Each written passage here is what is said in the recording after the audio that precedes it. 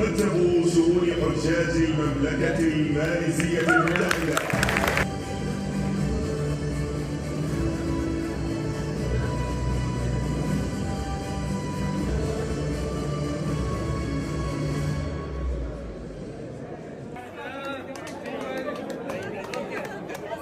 Dan alhamdulillah pada malam ini adalah merupakan malam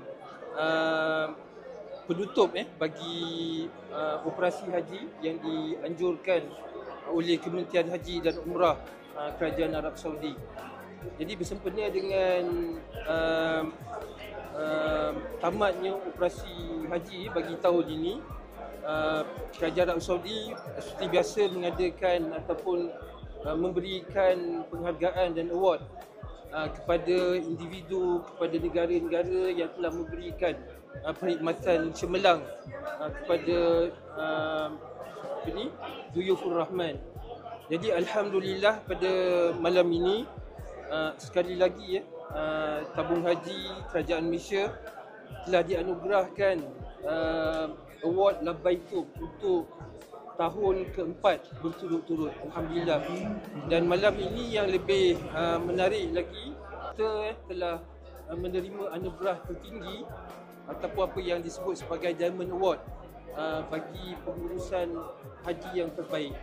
Jadi saya mengambil kesempatan ini untuk mengucapkan syabas dan tahniah kepada Yang Berbahagia Tan Sri Rashid Husin sebagai pengurusi tabung haji, Tuan Haji Mustaqim Muhammad CEO, dan juga Tuan Haji Syam Harun serta semua warga kerja tabung haji, khususnya kepada petugas-petugas haji dan juga sahabat maktab yang kesemuanya telah bekerja keras untuk menyantuni dan memastikan perkhidmatan yang terbaik diberikan kepada jemaah-jemaah haji Malaysia.